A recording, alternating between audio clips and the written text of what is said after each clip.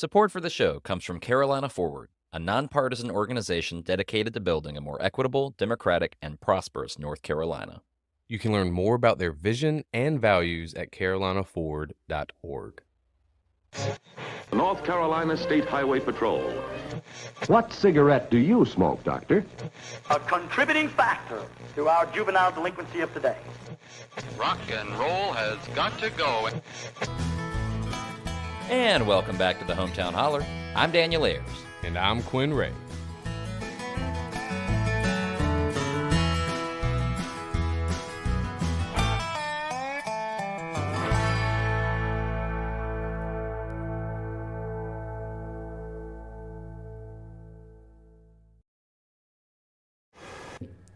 Well, hey, man. Do you play video games? I used to. I was a big-time PlayStation guy when the first one came out. Final Fantasy VII really changed my life. And then, actually, I was a Nintendo 64 guy as well. College was Xbox. We did the Halo pretty heavily. But then PlayStation 4 came along. I played a lot of Destiny. Then I had kids. Yeah, and that was the death of it. Yeah, well, I bought a Switch thinking I could play it in bed once they go to sleep. That's like the most family-friendly console is the Switch. I would think so. Yeah, I mean, Nintendo. But you don't play... I mean, I beat Pokemon, and that was about it. I started Breath of the Wild. Didn't get all the way through. Gotcha. Okay. Do you play video games? Yeah. I've been on a Civilization kick recently. Okay. Which is a great way to burn 12 hours. I've got a transcontinental flight next month going to LA. And I'm like going to be Civilization that entire time. Sounds about right. Yeah. Do you ever played Civ? I have. The Dutch are bizarrely aggressive. Oh my God, dude. Yeah. And Gandhi's a warmonger. But the reason I bring it up is because not Civilization, but video games. You ever play Far Cry? Yep. Okay. Loved Far Cry. Kind of forgot about it. Then this pastor up in the mountains shared one of our posts, one of our social media posts. Okay. But not in a good way. Okay. Hated what we had said and was wrote a 500-word rant about it. I love it. It was We're really doing it flattering. right. No, Yeah. I was gonna say it was wow, clearly gotten under somebody's skin. Yeah.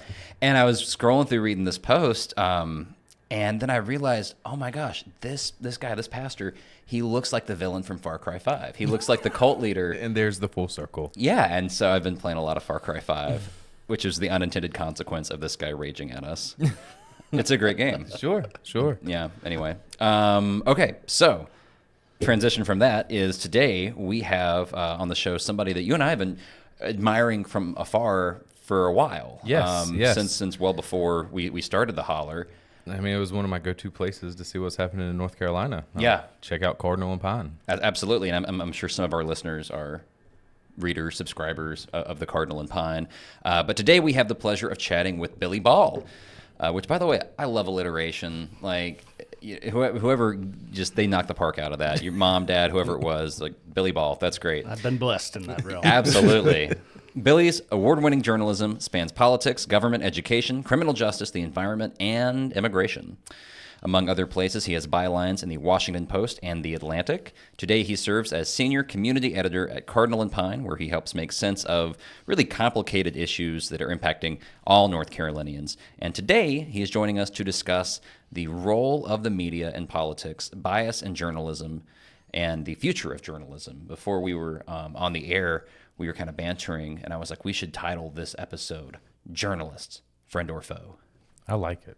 So It's a great question. it's a great question. So Billy, Thanks for coming on the show. thanks for coming on the show. Absolutely. I'm happy to talk about Final Fantasy VII. There we go. Yes. Great. Yes. We'll save that for the back port. Yeah, that's right. So first question, journalism, friend or foe? No, I'm just kidding. Could you talk a little bit about, you've been covering politics in North Carolina for a while. From your perspective, what role does the media play, not necessarily in just informing people, but in shaping political narratives? That's $100 million question. I've been working in journalism here for about 20 years in North Carolina. And, when I was coming out of journalism school in Chapel Hill, the idea of journalism was, there were different ideas about how you would do it. I took a whole class on the agenda setting narrative or the agenda role of journalism. And I think that that is still very much an important part of what we do in journalism. But I also think it's shifted a tremendous amount because of course, because of the advent of social media's growth and explosion and where people get their news now. So I think that, when you ask the question, friend or foe, I think it's a totally fair question because everything's gotten a lot more shallow with social media. And I won't say social media is the problem with everything, but I do think in terms of news consumption, not helping. It hasn't made this world a better place, Right. I don't think. And it's made our coverage more shallow, more manipulative, and frankly, just not very informative sometimes. You can come out of a story. I was reading an MSNBC story today about the Democratic National Convention, which starts tonight. And it was written, this is something on their website, this is something they're going to talk about on television, and it was written sort of like a social media caption instead of like actual journalism, which, for instance, it was like telling you how people feel about inflation and about the economy instead of actually telling you, what is inflation doing? How is the economy doing? And what affects inflation? It just takes a very... I feel like half-assed would be a generous way to put it, to be honest. It's like a fraction of the work that should be done. But doesn't that add to like the horse race narrative of when you're just talking about the feels and the pretty lights and stuff of how you cover a political campaign instead of just getting into the subject of policies with people just doing clickbait? Absolutely. Right? I mean, it seems like we're getting, when you're talking about social media, it seems, Daniel and I do social media. You do social media. The Cardinal Pine does it. I hate it, by the way. I do. I just want folks to know, I hate social media. It's tough, and it also brings the worst out of people. Yeah. But it's coming to find out, at least from outside looking in, inside looking out, we'll read the paper, we'll read the news, we'll read what you call the news, and then you tell your neighbor about it. And your neighbor is more likely to believe you talking to them than they're willing to listen to, Dan Rather speak, even though he's been on the air. Well, he's retired now, but he's been on the air for years. And why is that? Why do people want to believe Daniel over somebody who's been covering presidential campaigns since Reagan? I think there's human nature to that. They hear Daniel, they hear his accent, they see him wherever he is out in Alamance County, and they say, I know that guy. I might not know him, but I know that guy. And I think that relatability is a big part of how we are influenced as people, because it's not very easy to influence people in general, but having somebody that you know and relate to delivering that news to you, that's actually the place where you can probably be the most influenced. And it's something that we've lost with so many local newspapers failing, is that people knew who their journalists were. They knew Dan Rather, but they also knew who the local journalist was. And if that local journalist got it right, then their neighbor would tell them they got it right. If they screwed it up, they would hear it at the grocery store that you did it wrong. So you do think media and news needs to have influence, like it's meant to influence the people? I think it's meant to influence your knowledge of this. And I mean, in possibly the most significant election of our lifetime, I think media should be influencing people in this way. They should tell people exactly what the candidates will do or won't do for them.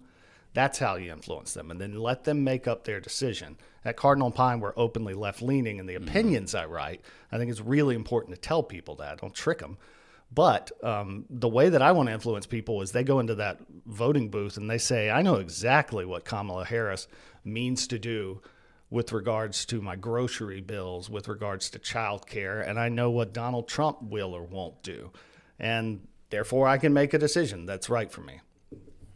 That's one thing that I think is really interesting about Cardinal and Pine is that, you go to your social media, like y'all wear your political beliefs on your sleeve in a way that not even Fox News does, right? I mean, everybody knows Fox News is right wing. Everybody knows MSNBC is left wing, but they do not say on their social media, "We are your left of center media outlet," right? But y'all do that, and I'm curious to know when that started. Was that from the inception of Cardinal and Pine? Like this is how it's going to go? Was there somebody who came in and said, "Hey guys, maybe we should consider tacking in this direction in the interest of maybe transparency"? Like, could you tell us a little bit more about what it means to be so forthright? I think from day one we said who we were, and I think it's it's a failure of media that has an opinion if they don't tell you that. I think there's kind of a belief from, sort of olden days of journalism that having an opinion at all that means that journalist should be disregarded. Right, even compromised. Yeah. I don't believe that, and I think most people who go to journalism today don't believe that either. I think if your journalist isn't being honest with you about who they are, then you should question that. I think there's a role to play for many different kinds of journalists. The journalists who shoot straight down the middle, sure. The journalists who tell you that they are making something from a point of view that leans left or leans right. And, for more than a decade, I did the straight down the middle type of reporting. And at some point I started writing opinion columns as well. And I didn't feel like it's very honest to pretend like I hadn't expressed a quote unquote progressive point of view before. So to me, I think that goes to our senior leadership, that it was always about, we're going to tell people who we are. And I think if you go to a chef and you order some food, you want to know what's in the food. I think I think that our audience should want to know that. Yeah, too. and I also think there's a big difference between being political and being partisan. I think partisanship is really does not mix well with journalism, but politics, journalism has always been political, in some form, right? Journalism, it's called the fourth estate for a good reason, right? We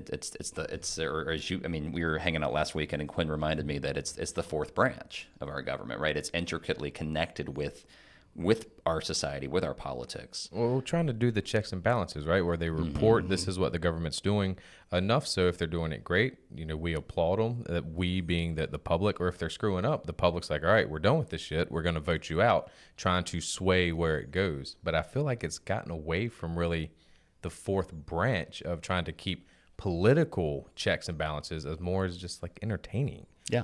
I would say as well, if I made that, I think that bias and partisanship in media is not new. There's the kind of this myth that newspapers back in the day, they didn't do this.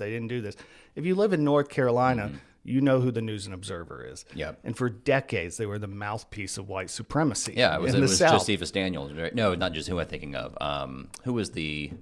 I wonder how it's blanking on me now. Was it Josephus Daniels? That sounds right. It was the Daniels family. The Daniels family. And then passed it down. That's right. But openly manipulating the public in order to bring about a change in the Reconstruction South. So the gerrymandering and the Jim Crow laws, all of that comes from places like the News and Observer manipulating things in a way that was quite honestly very biased, as biased as I've ever seen. Yeah, no, absolutely. I think every major newspaper had some... I'm thinking like the London Times was the mouthpiece of the Conservative Party in the 19th century, right? In New York, we have the Times now, but there used to be the New York Tribune, which was Horace Greeley.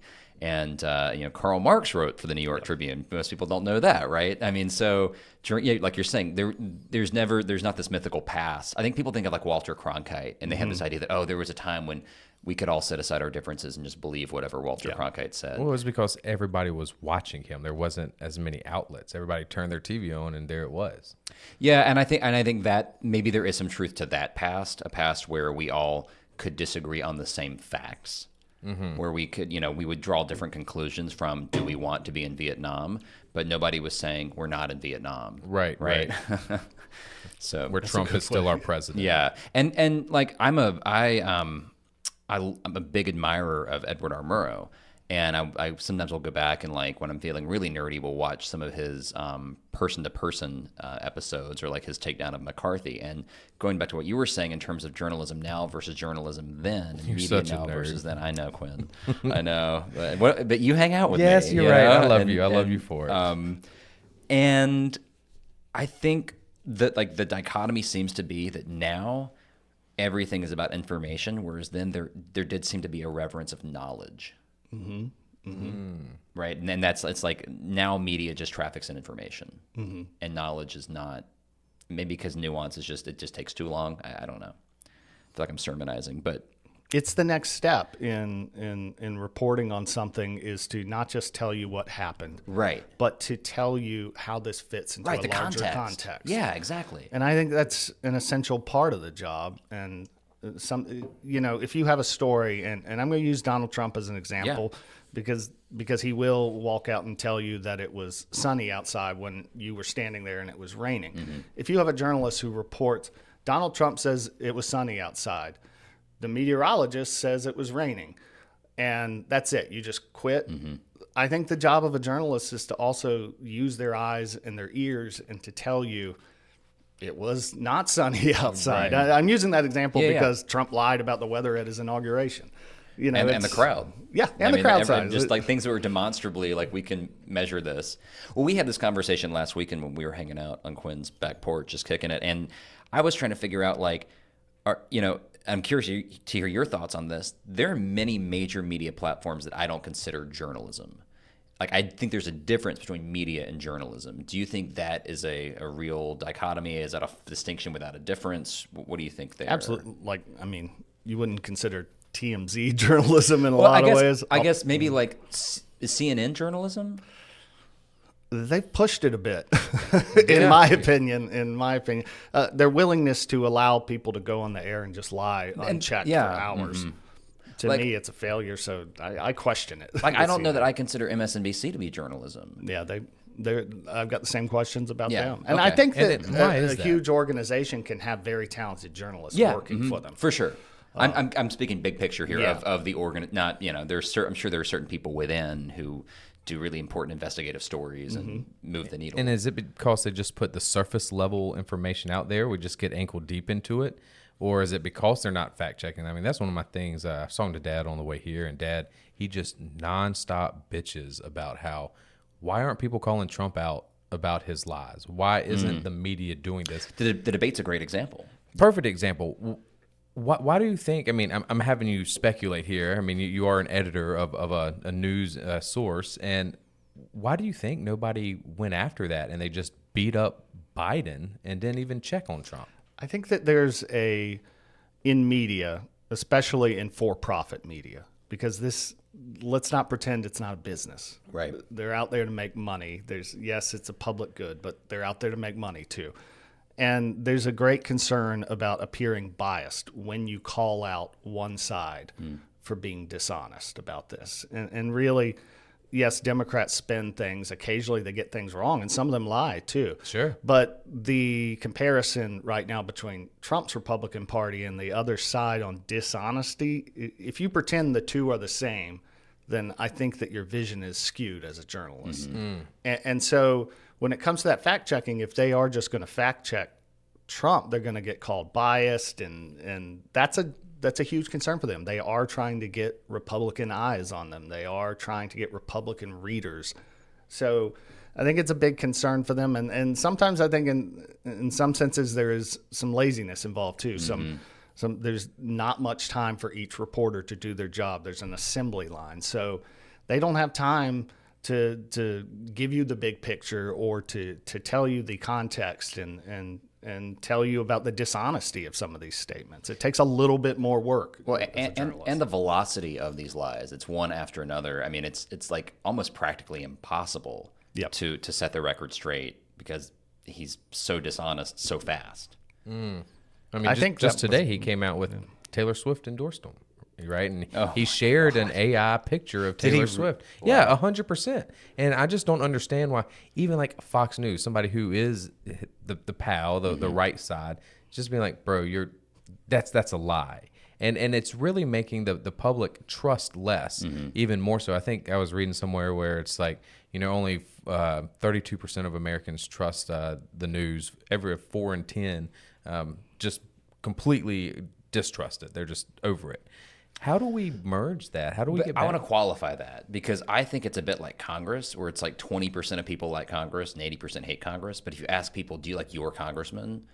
Most people are like, I love my congressman. And for my grandfather's a great example. If I had asked him, like, what do you think of the media? He'd be like, hate the media. If I'd be like, what do you think of Fox News, Fox 8 anchor Brad Jones? He'd be like, oh, love Brad. Like, everything he says, like, straight shooter, like, only guy I listen to. And that makes sense. Like, I feel like that might be... They like that local person, Yeah. like we were talking about earlier. They like to recognize them. They like to see them in their community, and that is more influential than the big picture sort of MSNBC, CNN. Do you have to battle? So this is kind of like on a local candidate level. So local elected official, I'm going to knock on doors. I get overshadowed every time by the national media. I mean, the national politics of what the president and the federal government's doing, and they think that's happening here. People want you to close the border in Elon. Right, like I don't think you should take my guns. It's like, bro, I'm just worried about a stop sign. Yeah, we're trying to get a skate park. Right. And do you have to deal with that, being shadowed by the CNNs and Fox News, and when people say, I don't trust the media, you're like, God, damn it. I mean, that's part of it. Some people will lump you in, but I try to say that we're different in many ways, and I also think that we make it very clear that we're different from those folks. I mean, one difference being our budget's like this compared to I'm giving visual cues on a radio podcast. But He made a very small gesture. we don't have the same budget. It was 6 inches. We don't have the same staff, and so it's it's just a different game. So I don't think that people often link us in there with them. But at the same time, we're all trying to deliver information on social media. And we talked earlier about social media and hating social media. I think that we need more people who hate social media to go be good at social media. Yes, I agree with that. And that's part of what we do at Cardinal Pine, is that we design things. We're not a traditional site that we're going to put out a paper. We're trying to make something that'll go out there on Facebook and Instagram and give you facts and good information, and hopefully it will spread, or it'll go viral, or it'll deliver engagement as well, because that's how you spread information on social media. I have a question about, I have just a question about like creating not just social media content, but written content, doing the work of journalism, informing people. It is, one of the things I've learned doing all these reels for this podcast, and like this past week, it came out that Mark Robinson in a room that he thought was not mic'd with some donors had said that he wants to reject, if elected governor, federal funding for public schools. That story breaks. I have to do some like research, some reading, some compiling of sources. I record, I edit, I post. It's a long process, and I guess I'm kind of wondering like, what is that like for that because this is just, it's not my job right now. It's like a thing I'm doing on the side, but I can only imagine what it would be like if it was my career. I would imagine as a journalist there aren't normal hours. No, I would imagine that's a great question. And I imagine also you have to do a lot of multitasking, because you probably have this story you're working on, and then somebody says, "Hey, did you hear that so and so is about to be charged with fraud?" And you're like, "Well, now I got to deal with that." Oh, like, shit. Tell us, could you talk a little bit about just the life of the journalist? You have to be able to have 10 plates in the air, and spinning them, and it's especially in 2024, the news cycle is wild. It doesn't stop. It doesn't stop, and it shifts very quickly. The whole mood. A few weeks ago, there was no chance in the world that Democrats could win the White House. All of a sudden, they're going to win the White House. Everyone is certain of it. And again, that's not a certainty at all. It could shift in 48 hours. Right. So, Nobody really knows anything. Yeah, nobody. Just go in with a healthy dose of skepticism. And I think anybody in the journalism world who tries to tell you that they know 100% what's going to happen is not being very honest with you. But I think that, it requires a lot of shifting, being able to turn on a dime. It requires an ability to write quickly and accurately, and also in a way that gets past all of the spin and the type of inside the ballpark political stuff that you see on Congress or C-SPAN. Talk like the way people who aren't in Congress talk. Right. And deliver good information to them in a timely fashion. It's tricky, but it's also a lot of fun. Or frankly, I've always loved this job as much as I possibly could. So it's a challenge. How often do you or somebody on your team make like a mistake? Whether it's a typo or you get somebody's name wrong, or you just like get a fact, like a significant fact wrong. Is it? I mean, and then once that happens, how do you go about correcting it? Because like early in the holler, like I had a thing where like I posted a reel. It was up there for like 2 days, and then I realized, oh, what I said was not true, and of course I deleted it. But it kind of felt like the cat was out of the bag, and it was just It's there. Yeah, I don't know. What do you do in that situation? I encourage everyone I work with, and this is the thing that I've done for years. And I, like many journalists, I learned it the hard way by making mistakes early in my career. Nobody's perfect. You're going to make mistakes. At the same time, baking it into the process, additional layers of fact check. So one of the things that I do when I write is I literally take a highlighter and highlight every fact. And no matter how confident I am about it. Define a fact honestly. For instance, yeah. This thing happened on Saturday. Yeah. It happened here. So something that can be proven true or about. false. Yes. Yeah. And I go in there. Not just like a data of like 60,000 people, but anything. I mean, that too. And right. Yeah, anything that could be proven true or false, anything that's not a perspective, an opinion, or something like that. And I check it no matter how confident I am about it, because I can't tell you how many times I've been absolutely certain of something that I was wrong about. I'm like every person, and you make mistakes, and there's a lot in there. But I'm proud of the fact that we rarely have corrections to run, because people that I work with take that very seriously. And we also have a lot of pressure on us as an openly left-leaning organization. The right-wing folks will say we're fake news anyway. I mean, they're going to say that whether we get it right or wrong, but we don't want to let them be right when they do that.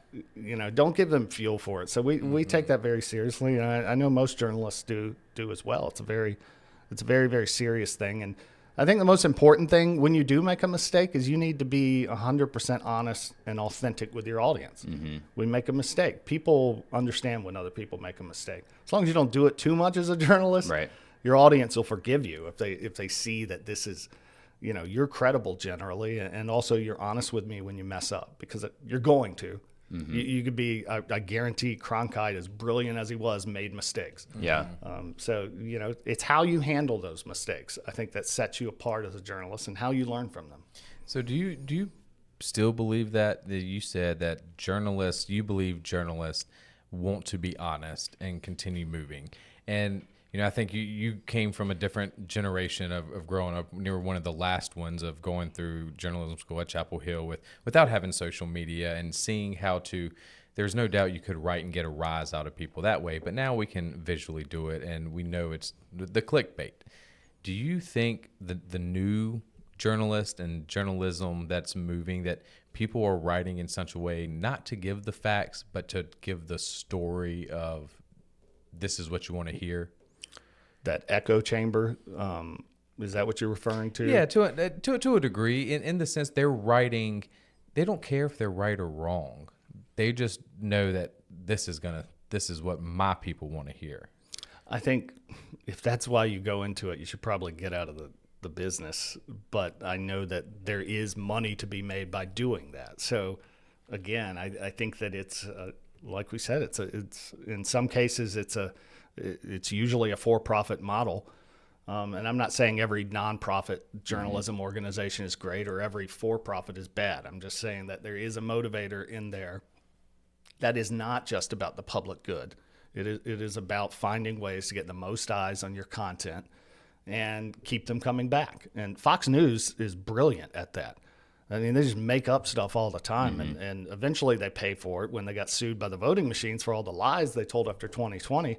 But they make so much money, it's worth still it to trucking. them. Yeah. Right. They just pay it and go on. Yeah. It's worth it to them. They bake it into their line and their bottom line. But I'm sure you've heard the grumblings. I think we hear it constantly of where, journalism is dead. Journalism isn't what it used to be. So how do we correct course? How do we start? I think when we were talking before this, Daniel was saying, like we've been doing this for almost 8 months now, but we're not journalism here. Like that, we don't. I wouldn't consider what we do as necessarily journalism. It's weird for me when folks will come up to me and say that they learned something from listening to us. Like I want folks people to learn, but I want it to be supplemental, and I mean, but the reality is where we are here in Alamance County, and I think we're like lots of places around North Carolina. A couple blocks from here, there's an empty building where the Times News used to sit. And the Times News, I mean, you remember, it was an awesome paper. Yes. It was a great paper. Madison Taylor was the editor, and he did a great job. And there, we don't have an environment in which we can be supplemental because there's nobody to supplement. Like, we're kind of it. Right. And I wish it wasn't that way. Yes.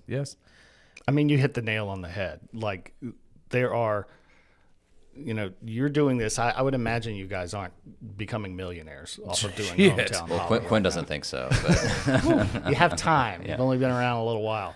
But there's not a bone in my body that believes journalism is dead. There are journalists today making work that is as good as has ever been made. I think that the way that we deliver news to people is broken.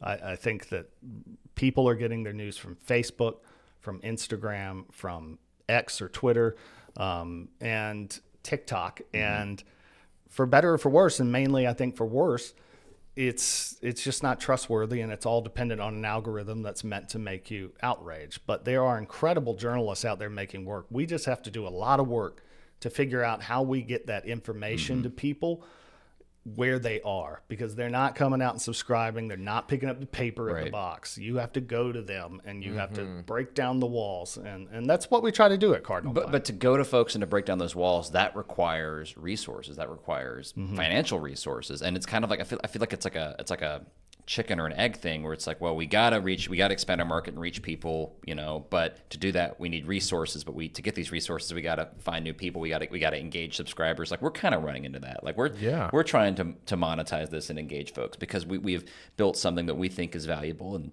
there are 20,000 some folks who also think it's valuable in some way. And I think trying to get to the point of being journalists, in the sense where we have the time to go, since we don't have a paper, to go to the Josh Stein rally that's happening in town. So we can take off work and go there, report what's happening, right? That it was sunny outside and there was 80 people here, and this was that. But where do you see the future of journalism going? Because you were talking about TikTok and Facebook and Instagram, and we see it even in our feed. And I'm curious to see what Cardinal Pines is. If we do a post where people have to read, it's not tracking. But if they catch it audibly, right, it's doing more. And then also with the visual. But we also know people don't retain that information as you would if you were reading it and then hearing it in your head voice. So where do you see the future of journalism going? I think that element of journalism, that we think of it as a public good, I think we're reaching the point where people, the audience, the people who want good information, they have to realize that there's an investment that has to be made to make that happen. Cardinal Pine doesn't exist without contributions from people who also see, as we see, that it's not working getting news from Facebook and Instagram and Twitter. It's just not working. So we have to do something about it. And so I think it's you're going to the audience. There's a lot of things that are crowdsourced these days, and I think that journalism is there's an argument to be made about scale. How do you possibly scale it up to people? But I think that at a local level, you can make it work. I think. You think people will pay? I think they will at a local level. I guarantee people out here, even if they never subscribe to the Burlington Times News, understands what we've lost, because that's not there, and because there aren't local journalists doing this work. We need local news. And so I think at a local level it can work. At the national level, the CNN, MSNBC, I don't know. Honestly, I don't even care if it works out for them. This is not the take I was expecting. This is way more optimistic than because I think there's so many great journalists out there who I see doing awesome work at nonprofits, and I think that when we're going through hard times in any industry, it demands creativity, and to not just think of some antiquated mythological idea of what journalism can be, and to say, what can it be right here? What can we do differently to make this work?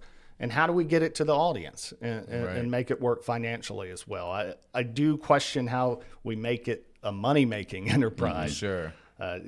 Smarter people than me have struggled with that question. See, Alamance County specifically, they just put out a poll that they're trying to figure out where the news is coming from. There is an urge to have a news source here in Alamance County. We do have the Alamance News, but it has been clear that it is a right-wing, and now even people that lean conservative are frustrated with this media.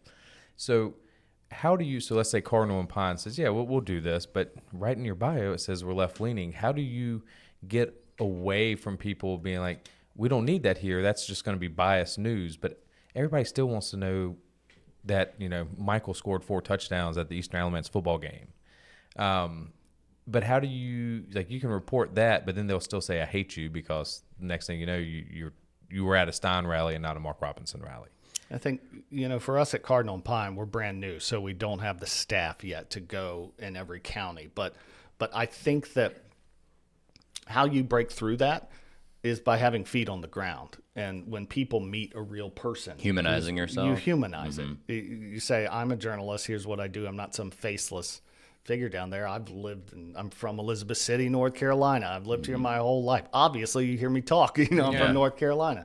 So, I think that breaks down a lot of things. And they go, okay, you're openly left-leaning. I appreciate that you told me that. I don't think I'm going to agree with you about anything. You might go down the road and find out, if they're still paying attention to you, that they might agree with you on some things. Right. And one of them being actual facts and honest facts. We have a lot of conservatives who dislike the dishonesty of Donald Trump, who are fans of Cardinal and Pine. So I think I was going to ask if y'all have conservative readers. They're there. They don't always jump up and down to tell you that. Sure. But they're there. I know they're there, and occasionally they reach out and tell us, I don't always agree with you, but I know who you are, and I think authenticity is huge, and I think you can break that down. People saying that if you're just a faceless news org, that's one thing. It's easy for them to insult you and disregard, but not if you have a face and you're out here doing the job. And I guess recognize that truth is elusive a lot of times. It's one of those things you're going to put your perspective in, and there's always 2 sides of a story. And I'm not talking about both side-ism type stuff, but letting people know that this is what I saw, this is what I heard, and this is what.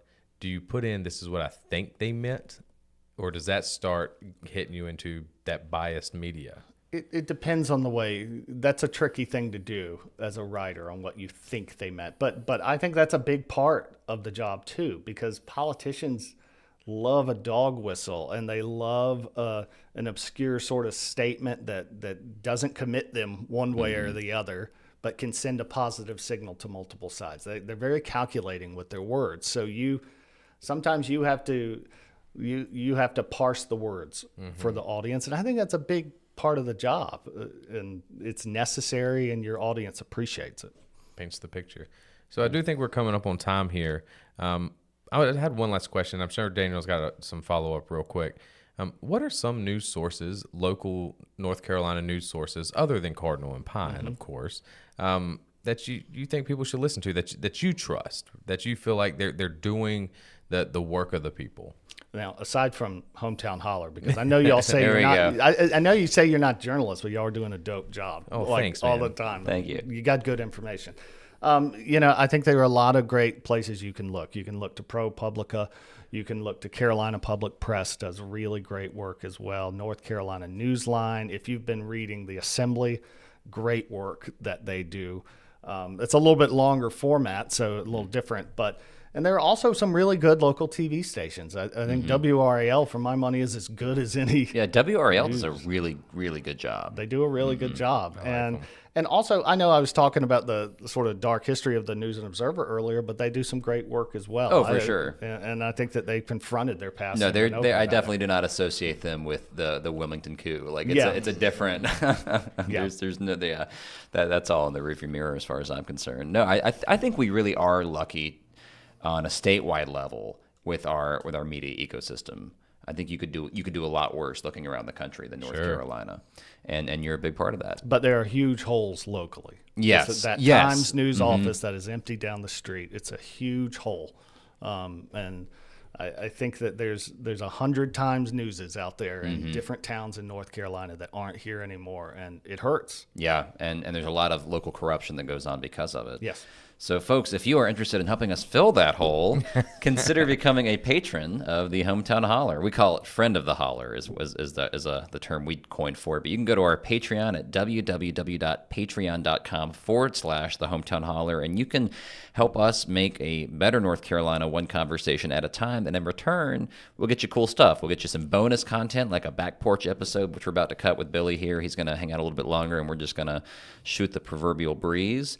And get you a T-shirt, and just give you some updates. We're going to plan some in-person events soon. Yep, we got an in-person event coming up here in September. Yep, and then we're even planning a little trip to the state fair. Yep, a nice holler field yeah, trip. Billy, if you want to come, I mean, this is an open invitation. If you Yeah, want that to, would be awesome. Fair. yeah. Oh, dude, the state fair it brings out a rare side of me. And then so folks, sign up at our Patreon. And before we go, we also want to let Billy know that we have a special gift for you. Oh, wow. From our premier apparel company here in Alamance County, TS Designs. They provided us with shirts to provide to guests, and these shirts are very comfy, and they're also very ethical. So this is fair trade, locally sourced cotton from a North Carolina, South Carolina supply chain. And we are just really happy that we get to give these to our special guests, because it's just something that you won't get anywhere else. And with that, we also should tell folks where to find Billy on the social media. What do you want to leave the listeners with? Absolutely. Go find at Cardinal Pine on any social media account that you have out there. We're very active on TikTok. We're on X. Yeah, y'all are occasionally, everywhere. Instagram. We don't really do threads, but I don't think anybody does. People keep trying to get us to do threads, and I'm just like, because it'd be easier. Instagram doesn't let you cross post yet. Yeah. And if I could just do both with the same click, like that's all that's stopping me. Yeah.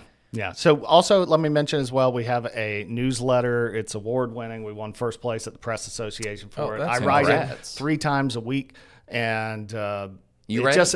And we just talk about what's happening in the news. I also write a lot about culture of North Carolina and lifestyle, because I love it. There's great food, there's great music, there's great culture.